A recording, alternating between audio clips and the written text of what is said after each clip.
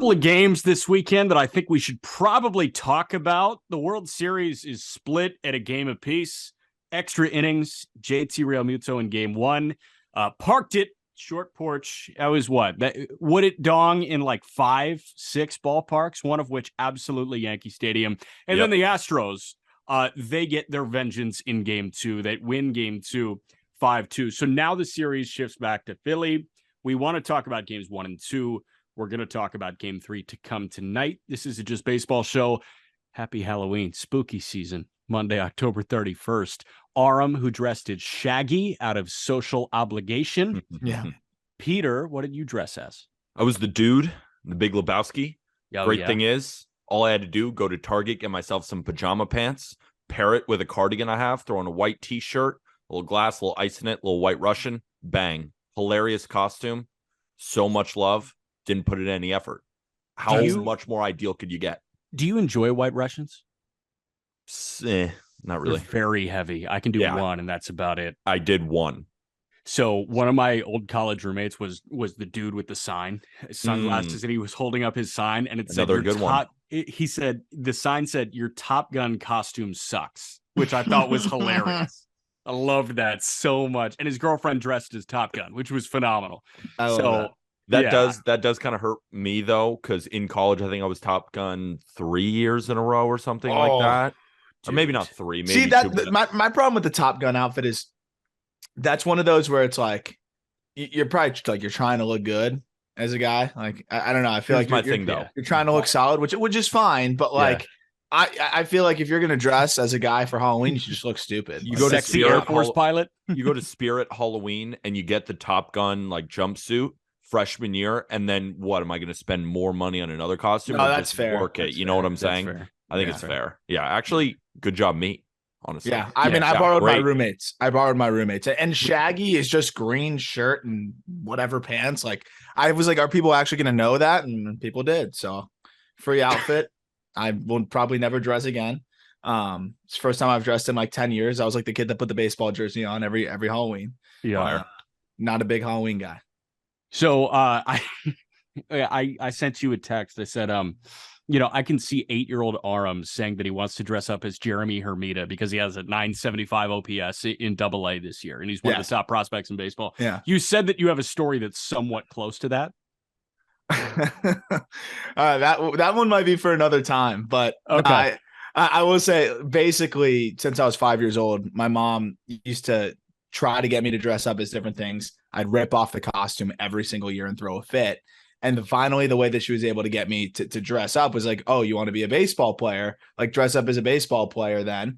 It was 2005. I loved that Marlins team. And Hermida probably would have been in the running if he was up at that point. But ultimately, I'm pretty sure I decided to dress up as Juan Encarnacion before they traded him. Ended up settling for Mike Lowell. Mike Lowell was my guy, and he was horrible that year. Look at Mike Lowell's 2005 stats. Look at Mike Lowell's 2005 stats. Did you do the Sharpie goatee? Yes, I'll try and dig it up somewhere. You know who you should have dressed up as? You should have put like a sheet on and like cut holes out, look like a ghost, and then wrote like Sanchez on the back for Sixto.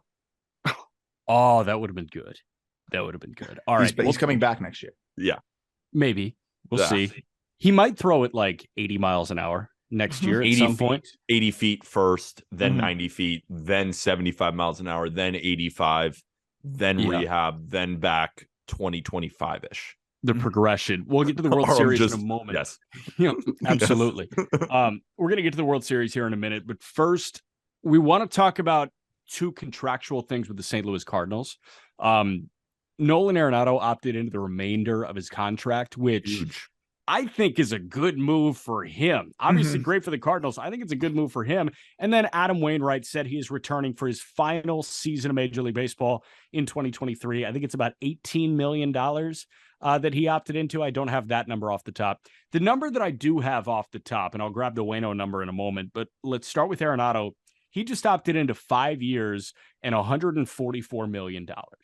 Running through his age 37 season, I do believe. It's age 32 through 36. So 2023, next year, he's 32 years old. He finishes in 2027 in his age 36 season. So he may sign like a 2-year deal after that. We shall see. My thought is, okay, great for the Cardinals because now you have some answers here. Arenado is your third baseman for the next 4 or 5 years. Jordan Walker, is going to have to play outfield. So you tell him that as he finishes up the Arizona Fall League, and you tell him that going into spring training, hey, you have a chance to get up right away if you're playing right field. And also, I don't think the market would have been better than 5 for 144 for Arenado. Do you think it would have been? Here's my thing. I feel like it would have, right?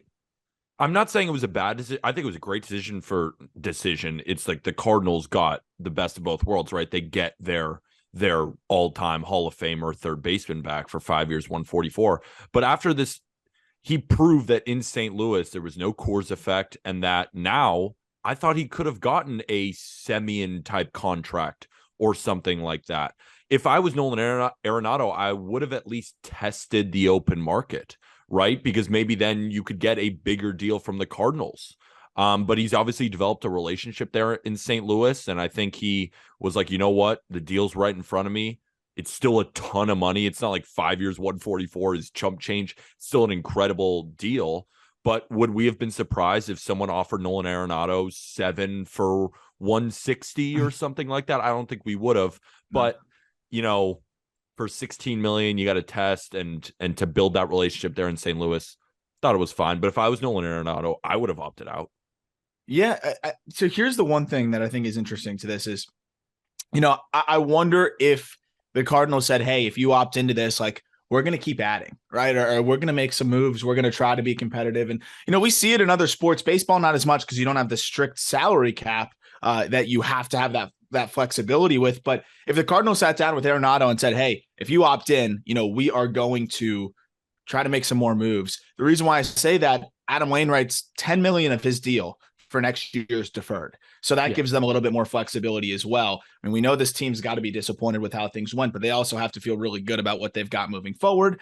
Yes, you lose Yadi and Albert, but in some ways, I think that gives them a little bit more flexibility. Albert was great. Yadi, more of a liability there. But yeah, I wonder if that was part of it. But from Peter's perspective, I agree. Like at 36 years old, I still think Arenado is going to be a good contributor. And if he's even 70% of what he is now at 15 million in that final year of the deal, that's definitely a bargain. 27 even million at age 35 is a bargain as well. But the next 2 years, he's making 35. And I don't know if he would have beat that average annual value wise, but I think he would have made more on the back end. Ultimately, he gives the Cardinals the opportunity to, be a little flexible, I think, and spend some money elsewhere.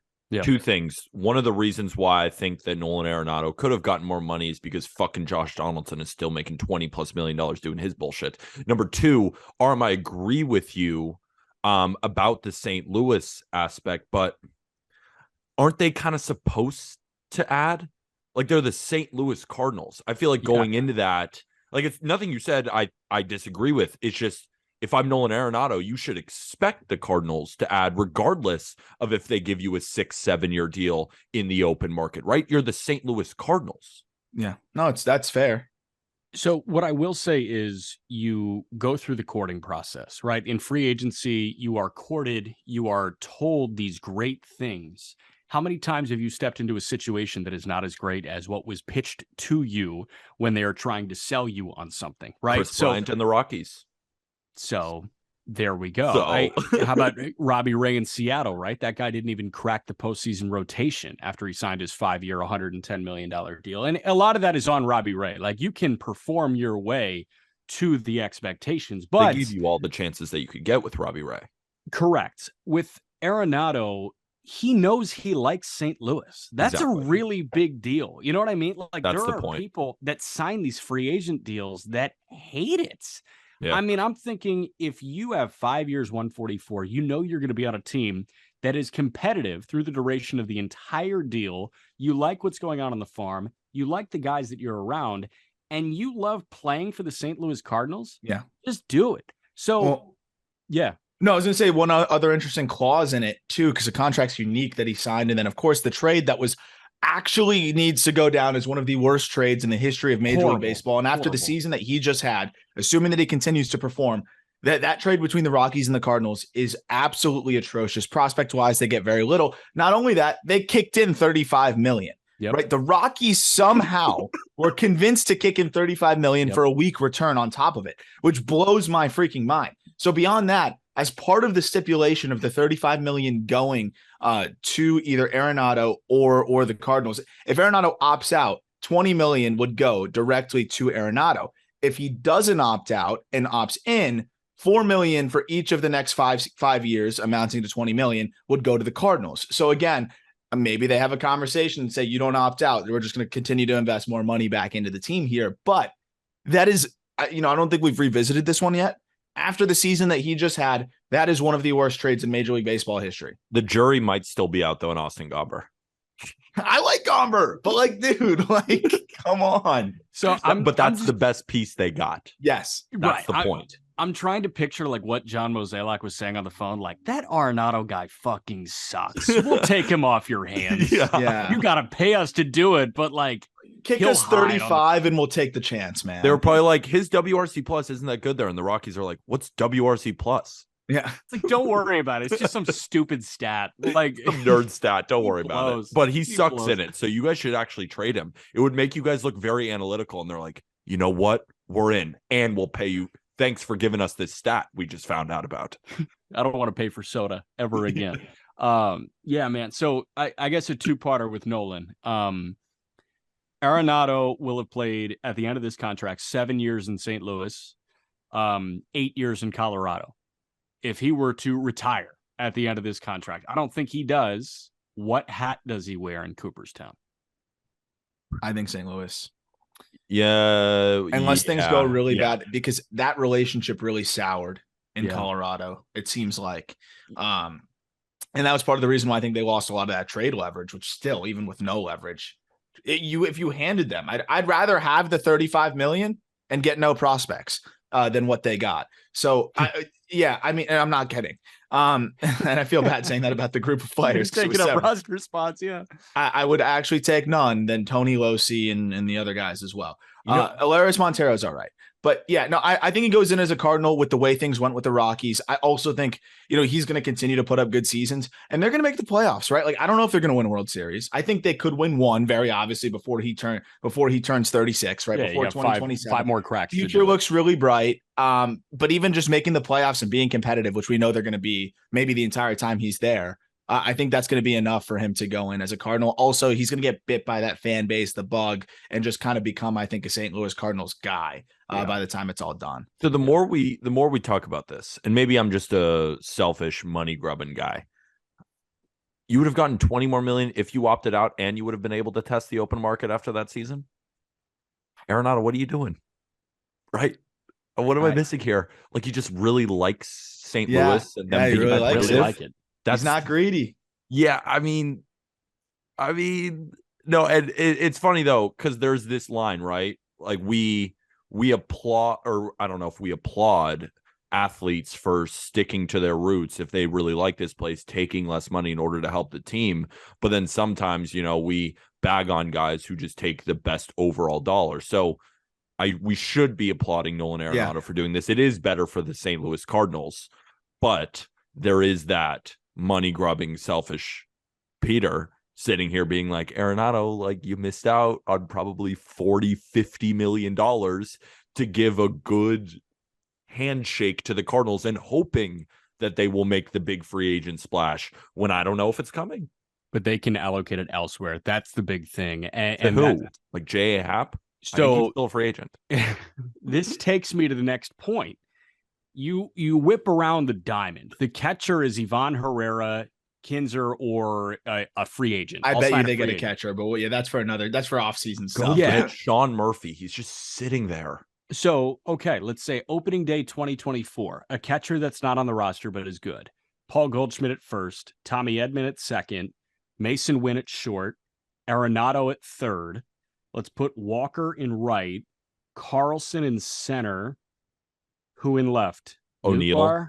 Nootbaar, O'Neill, And then on the bench, you've got Brendan Donovan, Juan Yepes, Alec Burleson. That team That's fucking loaded. It's they gotta loaded. Make a trade, man. They gotta make a trade. They and still with have more J-Mont guys at the top of the rotation. And but here's honestly what we're looking at here. I mean, this is a rotation that at some point in 2024, maybe you got to wait a little bit longer for Tink Hence, but in 2024, you're gonna have Graceffo up.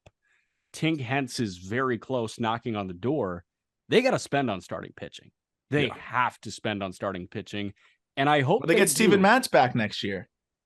I want Carlos Rodon to be a St. Louis Cardinal. I do too. Bad. It felt like it should have happened already, right? I like last year. I think it could happen. I don't know. It feels like a Rocky. I would love that. I would love that. Next year is the last year of Adam Wainwright. He confirmed that 1 year, $17.5 million. And before you say, wait, that's way too much money for a 41-year-old pitcher, what's the line? One F4 is equivalent to $8 million, right? Yeah. Generally. Yeah. So Adam Wainwright this year in a down year as opposed to his 2021, he was a 3.8 F4 guy last year. He was a 2.8 F4 guy this year. So and his influence, $22 million. His influence on the rest of the rotation too. I mean, he's like almost feels like he's a player manager at this point. And good for Adam Wainwright. He kind of got a going away party in essence last year, and then he gets another one this year. If I'm Adam Wainwright, I love it. Get paid, chill, throws 87, get some guys out. And he knows that if they get bounced early, he can just hop on Fox again. Yeah. And I will say, like, I do think the numbers were really, really solid this year up until those last 3 starts. He gives up 14 earned runs because he had dead arm and he was trying to pitch through it. Or he actually spoke more to it in that thread, where he talks about the specifics that were wrong with his mechanics, and he didn't pick it up until, really after the season, apologized and like issued the transparency, which was super cool.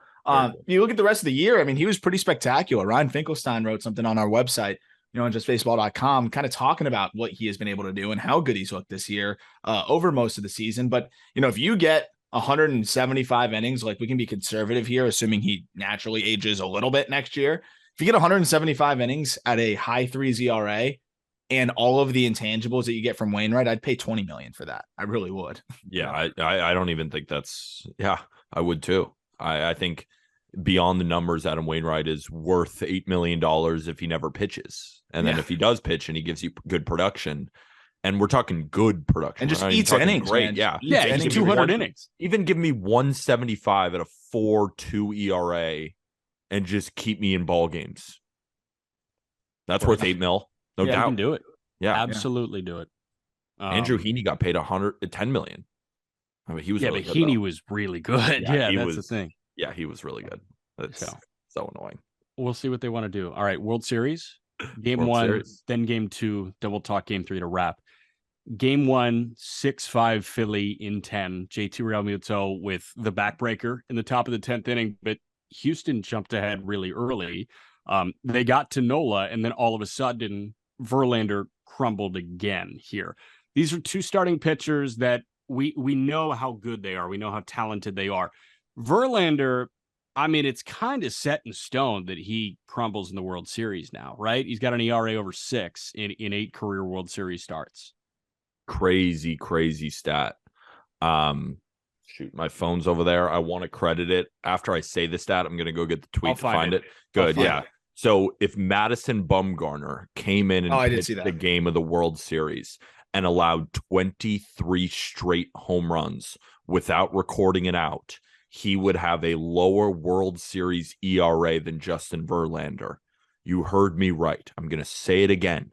If Madison Bumgarner came in and allowed 23 home runs in a row without recording it out, he would still have a lower ERA in the World Series than Justin Verlander, whose ERA just got raised to 6.09. He is now 0-6. Nice. Because he didn't get the decision. He didn't get a loss in that game. Yeah. But I got to say, when Kyle Tucker hit that first home run, there was a small pit in my stomach that said, shit, Astros in 4. But I think the ability for the Phillies to come back in that game, plus the bullpen doing so well. How about Jose Alvarado coming in a big spot after Aaron Nola? How about Sir Anthony Dominguez giving you almost 2 innings, 1 2/3, striking out 3? Ranger Suarez also with one of the coolest plays I've ever seen with that Alex Bregman ground ball back to him where he just flips it into his hand. Yeah. Not only was that just an awesome play, but just to have the confidence and the swagger and the low heart rate in order to do that in such a big spot was amazing. Zach Eflin again gave him a good start, and David Robertson closed the door. I mean, that's if you told me in game 1 Aaron Nola would go 4 1/3 and allow 6 hits and 5 earned runs and the Phillies would win, I would call you crazy. But that's how good the Phillies can be, but then they just couldn't get it in game 2. But we'll talk about that in a second. Well, so one thing I want to jump right into is you talk about the bullpen. And one question I had going into this, and I was excited to find out, is how does Rob Thomson manage the bullpen? How he's going to have to get creative to match the depth and the bullpen just wherewithal that the Astros have. And guess what? He got creative. You know, he got creative in game 1, and I think that's a big reason why they won. Going to Ranger Suarez was a tough decision. And even those 2 outs that Suarez gets you really helps bridge the gap to Dominguez and Robertson, because they go 1 2/3 from Dominguez. And then, of course, Robertson shuts the door, like Peter mentioned. Like, they had to bridge that gap, and they didn't really have anybody to do it. It was either going to be Eflin going 2 full innings or going to someone you're not as comfortable with. They go with Suarez. He does a good job. Now they got to get creative with game 3, which we'll get to, with now Syndergaard pitching when it would have probably been Ranger. But I don't know if they get that win without Ranger bridging the gap. Every out is so important, and you might look at the box score and be like, oh, he only threw 2/3 of an inning. Those were arguably 2 of the most important outs to get to those lights out guys in the back end. It was the bottom of the 8th inning. Yeah, I loved the feel of what Rob Thomson was able to do there to get it over to Dominguez and then Robertson. Yeah, I loved what Thomson was doing. I mean, such a good job, because he wasn't saying, maybe if we were down, like, let's get on to tomorrow. It's like, bring in Jose Alvarado, who may be your 8th inning guy, but we need him to get out lefty bats. Bring him in now in the 5th inning. Like, those kinds of decisions are what wins you ball games. Yes. Instead of saying, oh, we're down right now, or, it's close. Like, let's go to a less than high leverage arm, and so we can save these guys for the end of the game. No, we need outs now. These are the most important outs of the game. Rob Thomson recognized that, attacked, and it's a big reason why they ended up winning the game. What I love that Rob Thomson is doing is he acknowledges the bullpen ace and not the closer, right? David Robertson is the 3rd best reliever in that Phillies bullpen. That is very cut and dry, but he's got a bullpen ace in Alvarado and a bullpen co-ace in Dominguez, much like the ace in Wheeler and the co-ace in Nola. Yeah, true. Okay, so you got ace and co-ace, right? We're splitting hairs. So here you are going to Alvarado in the first high leverage moment. That is very Terry Francona of him, right? I mean, it's going to your best arm in the situation that warrants it. And I think that's a lot cooler than being a 9th inning guy. Hearing somebody like an Alvarado or like an Andrew Miller in 2016 say, I don't fucking care if I get the 9th or not. I want the best hitters in the biggest moment, and I'm going to put us in the best position to win. That's badass. Give me the most important outs. The most important outs is what you should be doing. It doesn't have to be the 9th inning. And how about the fact that, you look at it from the offense's perspective, right? So you're down 5-zip. Phillies get 3 back in the 4th. And then you end up getting 2 more back in the 5th. And it's just kind of that vote of confidence in like, hey, we're going to keep this deficit where it is, or we're going to keep the Astros at 5 runs. I'm going to go to the bullpen ace early in this game, or one of our best relievers early in this game, because I trust the offense. I believe in you guys. And I think I kind of gave the hitters the right message too, of like, take care of what you need to take care of. We're going to keep these Astros at 5. And guess what? They don't score another run after the 3rd inning because of the way that they managed the bullpen and the way that the bullpen was able to perform. So, the offense picked up their end. They closed the gap. It was tough to score. They didn't score innings 6 through 9 because guess what? The Astros bullpen is really good, but they wore them down and they got to them in the 10th with that JT home run, which is all they needed was one swing. And Thomson gave them a chance. We were all kind of like, oh, is this going to be, a kind of a quick game where it's, out of reach very early? Could have got that way, but they limited the damage, and then the offense climbed back in, and you feel like this Phillies team is just never out of it. And that's why I think no matter what, the Astros are better, obviously, on paper, but this is just going to be a good series no matter what, because they're never out of it. By the way, it was Christopher Scott that had the Bumgarner thing. Christopher Scott, his name on Twitter. Yeah, I'm with you, man. They did not fall out of it, but I kind of had that same feeling in my gut as Peter did. And it wasn't after the first Tucker homer. It was after the second Tucker homer. I was like, okay, here we go. I know I threw him out as a sneaky World Series MVP pick. I think one of you guys concurred on that just because he's been a little too quiet. Way too quiet. He's so good against right-handed pitching. And Kyle Tucker had a game to remember in game one, but JT Realmuto had the swing that everybody's going to remember from game one, and that just snuck over the right field wall. Game two, Astros got the win. They evened it 5-2. They evened the series 1-1 with a 5-2 win. Before we dive into what I know we will love to talk about, right? Tackiness and substance and all that. I do want to shout out the god, Pat Hoberg, who has been killing it every single time he's behind the plate this year. Everybody sees it on the world stage in the World Series. And here he is ripping the first perfect game recorded by umpire scorecards. How about that? They started doing this in 2015, and Pat Hoberg had the first perfect game in the World Series. Yeah. I'm talking like any game here. How about this note from Jason Benetti? Obviously, great stuff with the White Sox, and he was doing the Peacock broadcast on Sunday morning. He said, before our Mets-Marlins game on Peacock in June, one of the first things Buck Showalter said to our crew with genuine eagerness was that he was excited to watch the plate umpire work. He'd heard so much about his accuracy. That umpire was Pat Hoberg.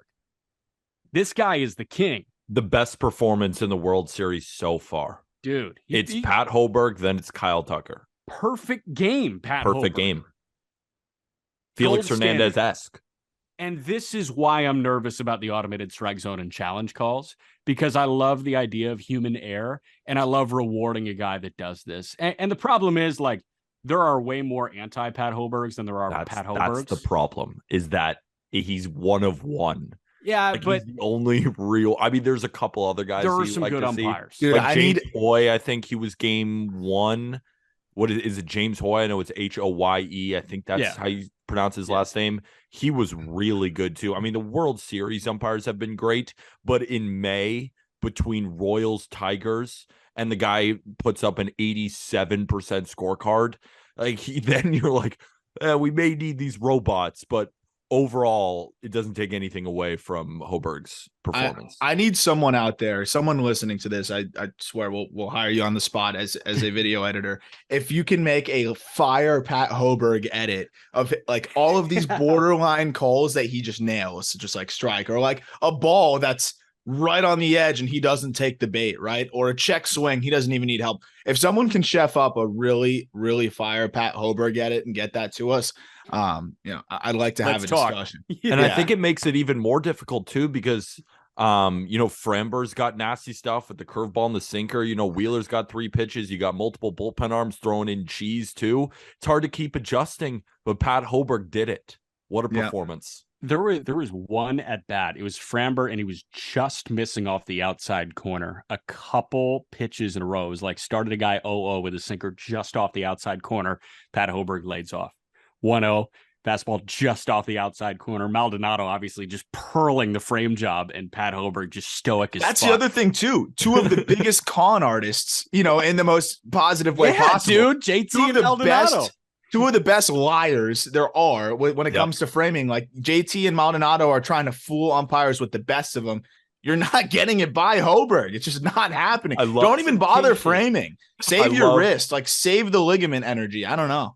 I love calling the good pitch framers straight up liars. Rylan Stiles, our friend. If you're really good at receiving the ball and turning balls into strikes, you're just lying to the public. It's dishonest. Rylan Stiles, Locked On Royals. That will forever be one of my favorite bits that I've heard from anybody. But seriously though, to be able to do what he did with the way that those guys are framing is pretty impressive, and makes it fun when you don't have to point towards something of like, oh, the game would have went differently if this happened, or if we had a good umpire, this or that. And this was another one that was a little bit more one-sided, but even in this one, like when I thought the Phillies would kind of fold, they hung around just enough. Oh, they did. It was still a game all the way to the end. Like they made it a game. Well, Aram, the game would have gone differently if Framber Valdez didn't have fucking super glue on both of his hands. I didn't tweet anything. I wanted to yell at a lot of people on Twitter, and I was like, no, too. You're gonna enjoy your Saturday. You're gonna ignore it. Peter, you go first because we mutilated you last night. I'd like the record to show that I did not bring up this conversation. I haven't mentioned it one time. It is Jack who brought it up. Just want the record to show that. That's on record. Gone through the whole episode without me saying a singular word. Dude, we have a baseball podcast. This is what people want to talk about. This is what people want to hear about. I just don't want any responsibility for bringing it up. I'll talk about it. Don't want any responsibility for bringing it up. I brought it up. Am I good? I'm good. You're great. No, Peter, you are not in the wrong here whatsoever. You are in good graces with me. Jack, on the other hand, we'll have a conversation after this episode, but I don't know how many people want to fucking hear about this, bro. I don't know how many people I don't think that many people care. I don't, because Rob Thompson literally said, he's the manager of the team that would have been the victim of this, by the way. So probably candidate number one to care said, I don't care. So maybe we shouldn't care. Listen to this for a second. So I'm at a Halloween party, but the baseball game is on. So I'm sitting in my dude costume on the couch while party's on. I'm just locked in on the baseball game. And there was a couple instances where, I don't take each individual thing and then start freaking out or whatever. So what I saw is that Framber Valdez was continually going to his right hand. Fine, maybe sweat, rosin. Okay. Changes his cleats. Okay, kind of weird. I don't know how that affects cheating, but kind of weird. Changes his glove. Kind of weird. Like, just kind of a bunch of weird things. Then it starts getting into, and then also on top of it, these curveballs look like they're from the depths of hell. But again, Framber's been throwing these types of curveballs all year, so it's like, okay. But they look a little nastier. I don't think you could ever, but maybe that's just heat of the moment, whatever. So there was a lot of little things. And then what really I tweeted out, because I never came out with a stance or anything, I came out with, when Codify posted the video of Framber not just wiping his right arm, like aggressively going on his pants before he went to check. And I thought, okay, that's interesting. And then I looked at, because there was, a tons of video from Astros people too, being like, send this video to an idiot fan who thinks that Framber is cheating when they checked his hand. And then I watched the video and I was like, okay, maybe I'm also taking this too far. Maybe I've had a couple too many White Russians.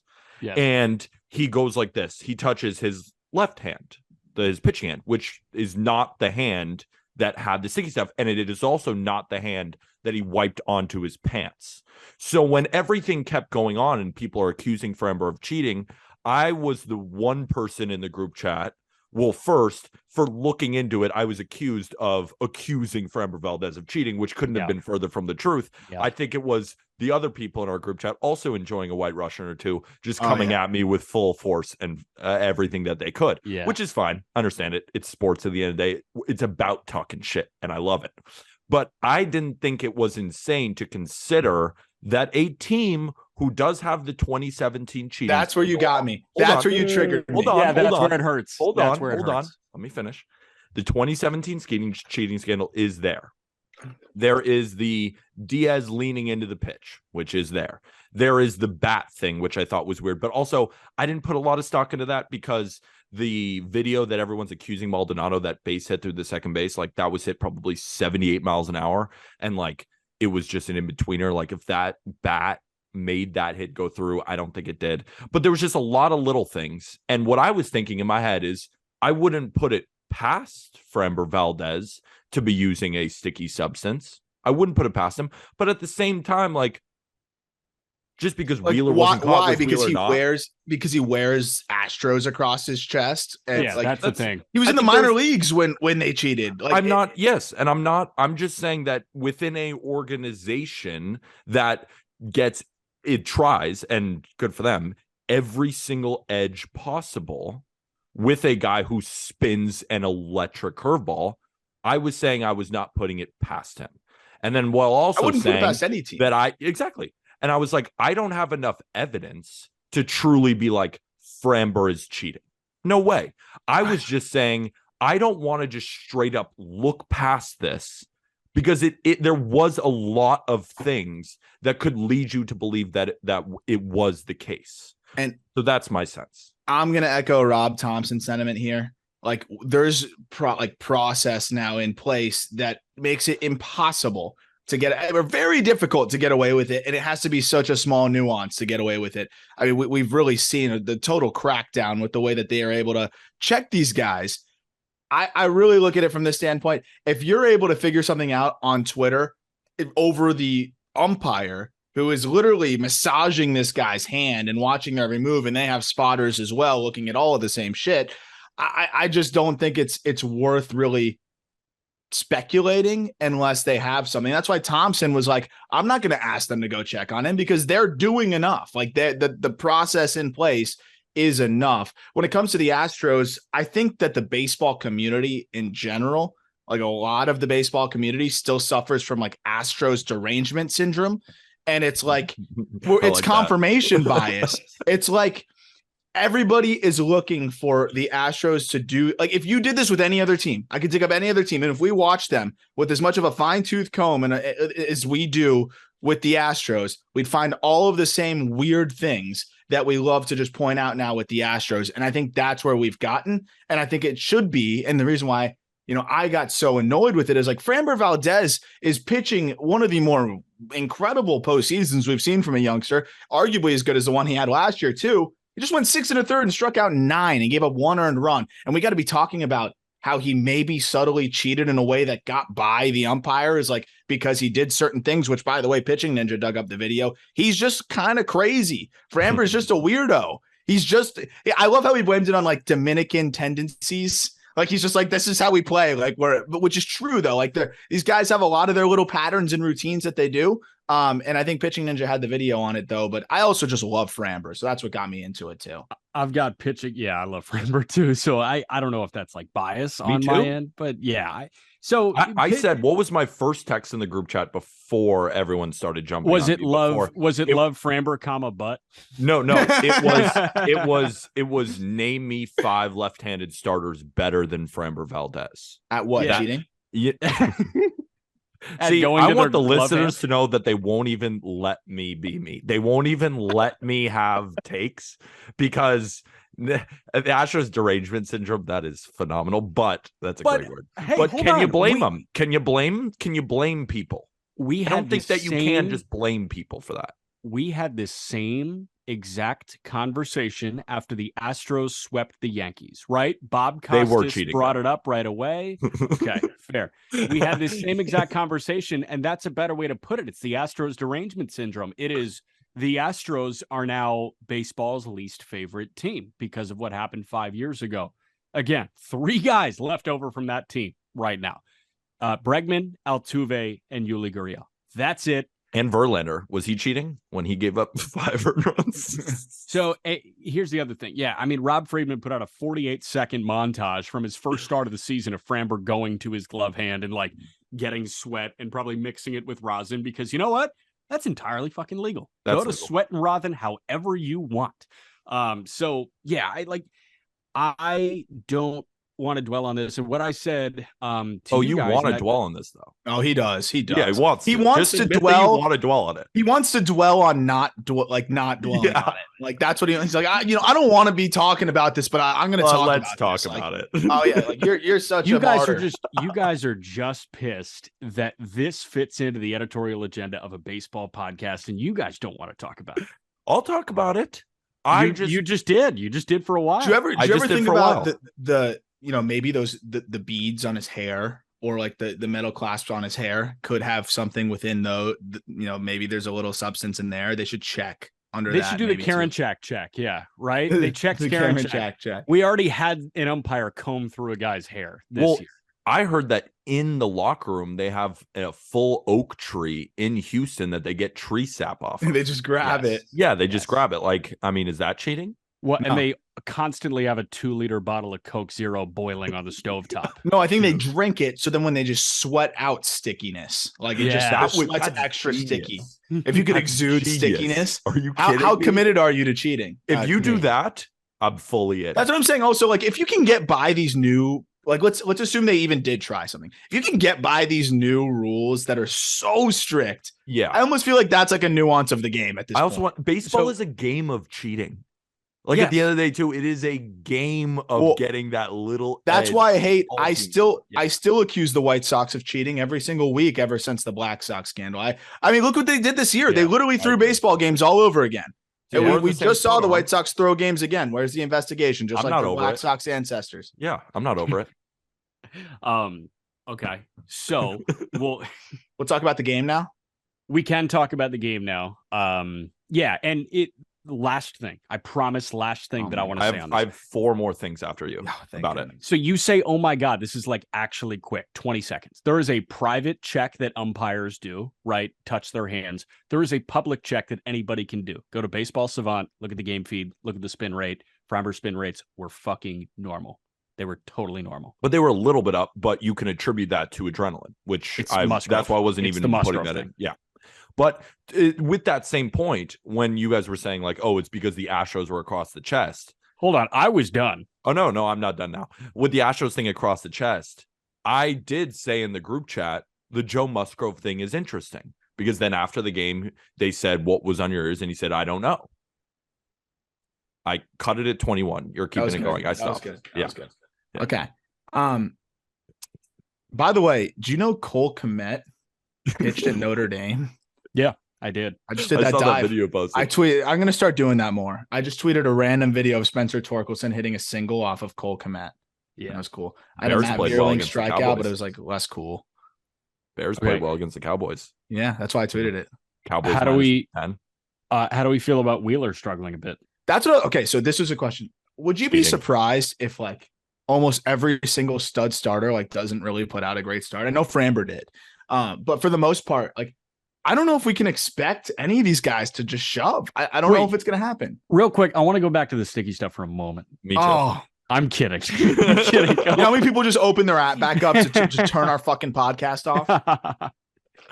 I don't think many.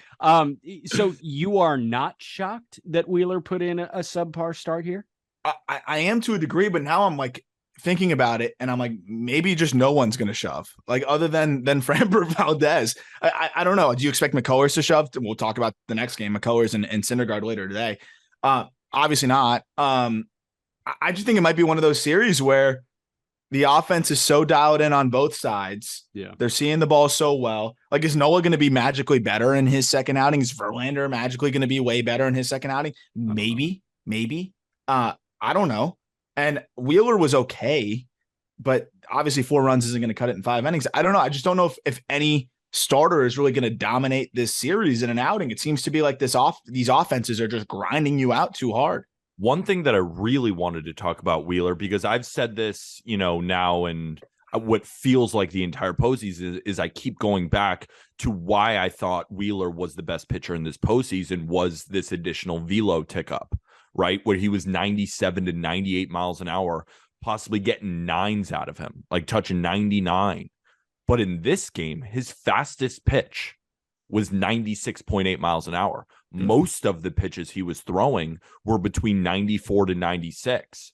I'm not saying that he's not fully healthy. I truly don't know. I just kind of wanted to unpack that in that start, he did not look like the same Zach Wheeler. Will that velocity return? Because that's very, very important for Wheeler, is to locate up in the zone with incredible heat, because he already has such great extension. So that 98 looks like 101. But when you're 95, 96, that then looks like 98, which guys can definitely time up. So that is something there that I want to keep eyes on. The reason why I was so enamored with what Wheeler was doing was because of that incredible velocity he was displaying, but he did not display that in game 2.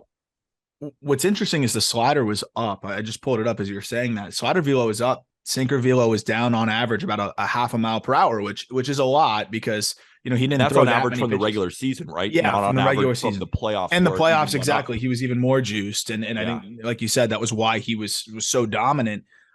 It's funny because as you were about to bring that up, I was going to highlight the fact that he only threw 69 pitches. So nice. You would assume you have a more fresh Wheeler going into his next outing. And maybe that was something they noticed, like, hey, his velo's down a little bit. We could probably get another inning out of him, but like, let's kind of cut it short here, go to the bullpen and try to fight back in this one. And then by the time we get Wheeler up next time around, either it's going to be he pitches on short rest, which would be tough if they're fighting for their lives because they drop the next two, or, he gets a full rest, comes back in and, has a lighter workload to come off of and might be looking fresh again. So I do like that he only threw 69 pitches because I think that's something that, should give him a fresher turnaround. And what I will say is Nola got kind of crushed by the home run ball by Kyle Tucker. Philly's defense did not do Wheeler any favors in the early going, to put it lightly.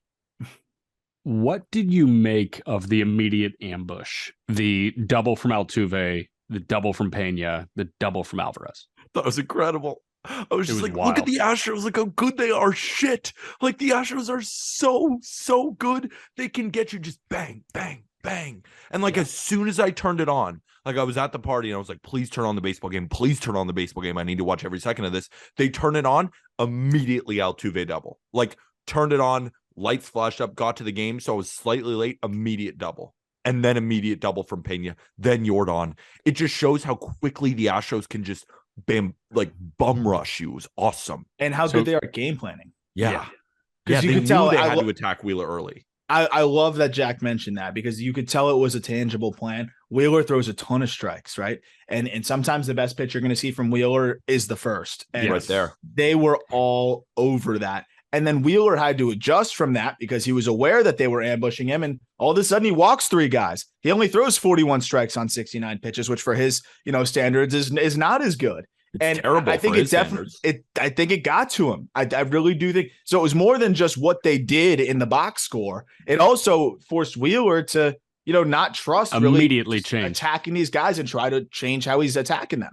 We talk about so many guys that struggle in the first inning, and that's why Nerfies and Yurfies are bets, right? No runs first inning, yes runs first inning. The first inning is the hardest inning for a starting pitcher. The 9th inning is the hardest inning to pitch in baseball, but the first inning is the second hardest inning to pitch in baseball because you need to set the tone. You need to see an offense blind. Yes, you can have as many scouting reports as you want. You can watch as much tape as you want. When you face a guy for the first time that night, that is unique in the vacuum, right? You watch as much film as you possibly do, getting prepped for a football Saturday or a football Sunday. As soon as that first hit is laid, it's a game that you're playing now. It's not played on tape anymore. That's how baseball works too. Yu Darvish, a terrible first inning pitcher. His entire career, an awful first inning pitcher. Zach Wheeler is usually so good at getting through the first inning, and that is the biggest thing for a starting pitcher's momentum. And for Houston to jump on him the way they did and have the results they did, 3 straight hits is one thing. 3 straight doubles is another thing. And Wheeler's confidence has to shoot way down after that Alvarez double. The other thing that I want to point out here is Jeremy Pena is officially a fucking dude. Can we acknowledge that? His only issue was chasing outside of the zone. Once he figures that out, which he will because he's still 25 years old, he is such a dude. Shout out the dog in Arm's background. Go get the dog. Someone go get the dog. Arm, while you go get the dog, I want to talk about Alex Bregman for a second. Okay. First of all, thank you, Mr. Bregman. Thank you. I had the over 3.5 through the first 5 innings at plus money. Yeah. Bottom of the 5th inning, it's 3-0, which they got off Wheeler in the first inning. Then I had to watch 4 innings of scoreless baseball rooting for this over. And what does Alex Bregman do? Basically a walk-off home run for me, even though it just made Houston up 5-0, won me the bet. And what it did for Alex Bregman was give him the most home runs by a third baseman in World Series history. Alex Bregman and I made history. Mostly me. Shout out Alex Bregman. So I saw yet another defensive back look into a camera after an interception today and say, I'm him. Do you feel like him or is Alex Bregman him? How can you not? I would say, so in the word him, he gets the H and the M. I'm the I. That's okay. There's an I in him. There's an I in him, and it's me. And I will say it's amazing what these Astros guys have done in regards to just compiling in the postseason. It's crazy because it feels like Bregman. Obviously, he's a vet. We've talked about his evolution. Peter kind of just set the stage of what he did on that home run, both in the short term and the long term, to show what he's done. But it's amazing that at 28, 29 years old, a little bit older for Altuve and Correa, who's no longer with them, it's crazy that how many at-bats they've compiled at this point at such a young age, because the Astros are so fucking good every year. And also that these guys have all put up pretty steady offensive numbers and just continue to be good, at the plate. And that's why, for me, I think Bregman, if they win this, I still think Bregman's going to be the MVP. I know we saw that big performance from Tucker, but I think if the Astros win this, a goose egg. He put a goose egg in game 2. And I think Bregman could be the guy. But yeah, I'm glad you highlighted that, because he really has been a dude for them in the big moments. And especially this year, I think he's going to take them, kind of as far as they need to go. And like you mentioned, he's been consistent. 975 OPS in the first series, 975 OPS in the second series, identical slash lines in both of those series with identical at-bats. And then so far in the World Series, a 1,000 OPS through those first 2 games. So he has been spectacular. Game 3 is going to be pretty weird. Yes, super weird. I want to talk about it real quick. We'll give you our predictions, but I do want to go back to something that I said in our World Series preview. I said game 4 is going to be the biggest tell in this series, and I want to change that game number to game 3. Game 3 is the biggest tell in this World Series now. Rob Thompson opted for Noah Syndergaard in game 3, Ranger Suarez in game 4. We were having the conversation, okay, well, it's Nola game 1, Wheeler game 2, Ranger game 3. Who's going game 4? Is it Nola again, or do you try your luck with a Syndergaard or a Falter? And we said if he goes to Nola, that is awesome for Phillies mojo, for Phillies energy. Syndergaard, not game 4, but Syndergaard game 3 scares the shit out of me. Yeah. Rob Thompson has proved time and time again this postseason that he is an exceptional manager. But this one's a head scratcher for me. I'm not sure why he did it.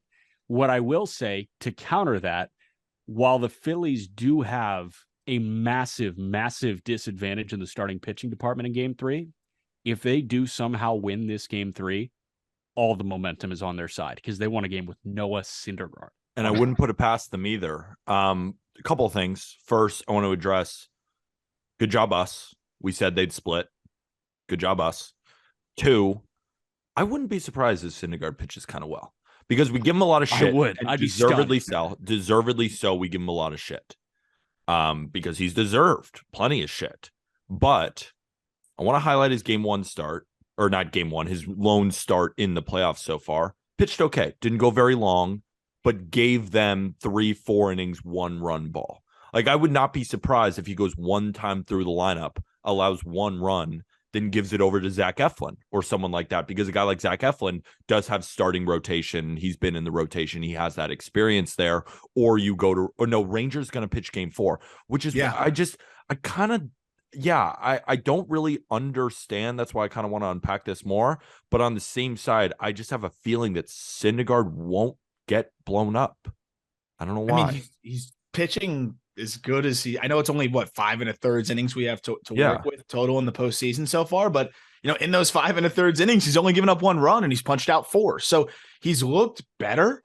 We know he's capable of rising to the occasion, but he just doesn't look like that guy anymore. He seems like a shell of himself, but at the same time, he did have a 3.94. I know the underlying stats stink, but he had a 3.94 ERA and 134 in 2/3 innings this year. Wasn't like he was a disaster, but he struck out 95 and walked 31. And basically every single possible statistic is alarming. And he averaged 9 hits allowed per 9. So he literally gave up more than a hit per inning.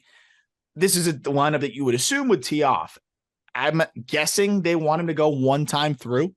But how do you go to the bullpen from there? Do you want to deplete your bullpen in a game where, you could be playing from behind? You still hope that you can score, but McCullers, I think they can get to McCullers, but at the same time, he has the capability of turning in a very quality start. So how do the Phillies navigate this, and how do the Phillies eat those innings after Syndergaard? I'm sure they're hoping he'll go 5. He'll probably go closer to 3 or 4.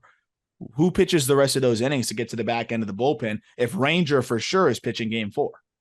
So what I will say is thank you to you guys that have been listening all year long and have been watching baseball all year long. I know that we may have some new listeners for the World Series, right? I know that we may have some people that latched on for the postseason, said, I really want to get immersed in postseason baseball. We love you. We love you.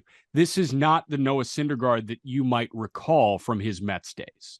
An entirely different Noah Syndergaard just resurfaced this year after Tommy John, and just walking you through velocity on the fastball and Ks per nine. When he first broke in, 24 starts in 2015, 10 Ks per nine, averaged 98 on the fastball. 2016, averaged 99 on the fastball. 2017, in 7 starts, averaged 99.6 miles an hour on the fastball, 10 Ks per nine. This year, 6.3 Ks per nine, and he's averaging 94.5 miles an hour on his fastball. That doesn't even seem right either. He's not even I've seen Thor. 90, 91 from him. He's not Thor anymore. He's Noah Syndergaard. Yes, that's a good way to put it. He is now Noah Syndergaard. He is not Thor. What I will say is this is the worst split for the Astros, and it wouldn't seem like it, right? They've teed off on Wheeler, they've teed off on Nola, but really where the Astros have made their money, at least in the regular season, is against lefties. That's why I was terrified if they were going to go to Bailey Falter, and I think there's a reason why they're going Noah Syndergaard, not Bailey Falter, is because Bailey Falter against the Astros is a recipe for disaster. Noah Syndergaard against the Astros, I don't know if it is. And one more thing about McCullers too is that the one thing that you can knock McCullers for, and I guess his one kryptonite, is his command issues, right? Yeah. In Philly, if you're walking guys, you get 2 runners on and then Bryce Harper hits a home run, that's 3-0. Bang.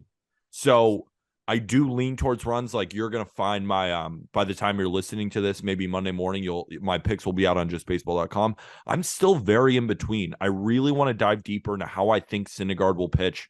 But I did find the line interesting. Again, like Aram, I talked to Jack pre-record. I don't know if you've seen the opening line yet. No, I haven't yet on that game. So I just to kind of gauge, because Jack gave me an answer that I actually wasn't expecting and kind of made me reconsider where I was leaning.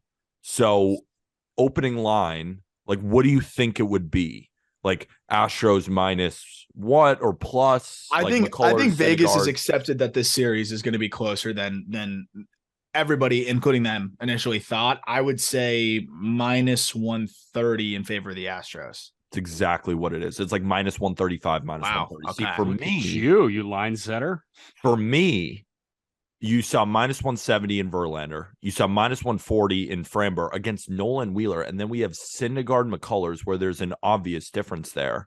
And I know home road, of course, that has to deal with it too. I was thinking Astros would be minus 150. So I thought to myself, are they telling us something? But maybe I overvalued it. That's why I'm thinking to myself, how will Noah Syndergaard pitch? Maybe the Astros will just win, and we're getting a discount on the line, and at least in my opinion. Or, I think no, it's a great question, and I think ultimately why it's closer is that you look at this game, it's going to be won by the bullpens. I really think so. Even with McCullers, I think the way the Phillies have looked, even if Syndergaard, let's say, struggles, he's not going to be allowed to struggle to the point that he gives up 5 runs, right? He's out of there before he gives up the 4th run, unless it's a grand slam, right? I really think it's 3 runs, they pull him, whatever. McCullers, he's easily going to go 5, 6 at most, right? So even if you're trailing by 2, 3, you could get 1 or 2 on McCullers. You're going to be playing from behind, but it's going to be close enough. And we saw the last couple of games, like the Phillies have been able to get to this bullpen at certain points or get to the starters late in their outings. I think they just feel like the starting pitching matchup is not as important because both these guys could be out of there by the 5th. And then it's all about the bullpens, and both offenses have been locked in. I'm really curious. My concern is, again, how do the Phillies get to the 8th and 9th with their relievers if Syndergaard only goes 3? Which is a very realistic possibility. He's more likely to go 3 than he is to go 6. How do you get to the 7th and 8th inning even if Syndergaard only gives you 3? I think we're going to see Bailey Falter. See that, then you lost. I know, but I mean, I'm kind of answering your question with who I think will come in, right? If like that's what it is, then they have Alvarado, Eflin, Robertson, Dominguez, and let's say that's 5 innings, which can happen. And that, and you got to fill 2 somehow. You got to fill Connor 2. Brogdon again. It could be Brogdon. It could be Bilotti. Like they could Eflin go like 2 2/3. Eflin could go 3, and he could. Yeah, he was a starter. Eflin was a starter. I think there is a way of like there's a path to victory here for Philly. But again, like the Astros bullpen looks so good once again. Montero, Presley, Neris, Abreu. These guys look amazing. I'm just marveling at the TV watching these guys come in one after another, thinking to myself, it must be an impossible at bat to go up against these flamethrowers. Yeah. They're all nasty in different ways. It's crazy. Crazy. Get in the door price. What do you dirty. think? Get in the door price for Philadelphia. I'm going to go $900. I'm going to go, oof, that feels high. I know, but I heard that these tickets were setting records. So 900 get in the door. That's absurd. I'll go. Like they get in the door, bro. Like there's some shitty seats. There's some really shitty seats. I'm going to say 300. You both. Can I change my answer? Can I change my answer? Oh, you kind of gave it away. That's 900 was my answer. $600. $667. Peter wins. I win. Get in the door. You like if you want to see a couple ants on the field. $667. I've heard that Philly fans are driving to Houston. That drove to Houston because it was cheaper. No, it is. It is. I was actually surprised when I went to the World Series last year. It's obviously expensive, but they're there all the time. Yeah, exactly. It's become they're taking it for granted a little bit. I mean, dude, it was like when the Heat were good. Not this year. When the Heat were good with LeBron, the first round of the playoffs was like a casual pregame regular for people before they went to the club. Like it was just it was like you'd see people like in dresses and high heels, guys in like they're going out attire because it was like it's almost like a preseason game. But the Astros have been there so many times now, they're used to it. But I guarantee you see it get to game 6 and 7, which looks like we're going to get that. I'm going to be excited to see those ticket prices in Houston because it seems like this is going to be what we were hoping. And knock on wood, I hope I don't jinx it because these next 3 games are going to be very defining. And here's, I guess, my last question. We have to do the predictions, but let's assume that the Phillies lose this next one, just for the sake of this question. How concerned are you about the Phillies, or is this the one that they kind of should lose in some ways? I'm very concerned. I almost think this is the one that they should lose. That's what I think. I think it's the one they should lose. Yeah, because then you have combinations of Ranger, Nola, Wheeler. That's where you win games anyway. Were you expecting to win the Syndergaard McCullers start? I don't know if you were. So I'm not that nervous because I still do think if they were to lose this game, they still very easily could take 2 of 3 in Philly. But Peter, you have constantly said how good the Astros are against left-handed pitching, and you go to Ranger game 4. Yes, that is scary. That is scary. That is scary. Then you have Javier, who has been very, very good. But I said at the beginning, as good as Javier has been, he is still young. He is still a human. And I've gotten some flack for this, and like all I can do is just tell you what I think. Yeah, the haters are just shitting on you left and right? Watching playoff baseball, I think that this Philly environment, and you tell me if I'm wrong, you tell me if there's another scenario that you've thought that was a better home field advantage than the Phillies have in Citizens Bank in the last. Who's giving you flack for that? I'm on TikTok live talking about this stuff. Okay, it's like, no, what about this place and this place? And I'm like, what about Cameron Indoor? That's also a pretty good one. Bro, you got to see what I've seen on a Saturday night. From what I've seen, because there's people out there who just won't agree with me, and that's fine. I don't care. From my opinion, I think that the Citizens Bank home field advantage is as big as any home field advantage that I've seen in the playoffs. And that's ever. And that's eye test. That's not expected decibels. No. Peter's got the decibel, like the decibel counter out there. He's out there like tuned in, like checking in. We've never seen this before. All right. I'll tell you what happens because I already saw it. I absolutely love that. No, so it'll be me, Aram, Peter, what shakes out. So I will agree with you. Like this environment's going to be stupidly crazy.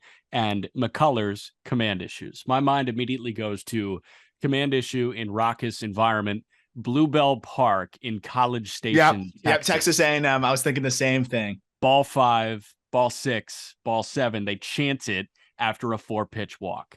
That's the type of environment. That's the type of juiced up experience. I think this is going to be closest to a college football, college baseball environment that you can find in professional sports, whether it be NFL football. Obviously, you're not getting it in the NBA. Playoff hockey is great, but This is going to be the best environment in professional sports in quite some time. I don't think that gets to McCullers because McCullers has pitched in so many big games at such a young age. And if Philly is going Syndergaard to falter, McCullers and Hunter Brown can combine for 7 innings here. Another young guy, though. Like maybe McCullers, but I think what you were saying about Wheeler when that confidence goes down the drain with a little blip right there, and then you have the fans on him. Also, the fans that are off a 35-13 win for the Eagles over the Steelers. They're greasing the poles in Philly. I'm saying if he runs into command issues just slightly, first inning walk, they're going to be on him. I don't want anybody talking to me during the bottom of the first inning because the bottom of the first inning is going to be the most important half inning of this game. I think the first inning is the most impactful first inning in playoff baseball history. I'm going to give you a call. I'm going to give you a call right in the bottom of the first so we can talk more about the sticky substance situation with I'm in. You know I love talking about it, even though I tell you that I don't. If I see one RPM ticked up slightly, I'm going straight to Twitter. I'm bringing my Twitter friends. We're going after you. So one thing I do want to say, the last thing on it, I love the top of the order that the Phillies have.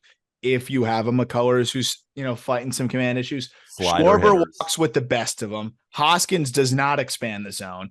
JT Realmuto, he chases a little bit, but he's JT right now. He's locked in. And then Bryce Harper is a guy that's really patient. Then Nick Castellanos fucks up my whole point at the 5-hole. Correct. Who swings at everything. And Ryan Miller, our guy, at Just Baseball as well, college baseball stuff. And he said it best. Start him 0-2.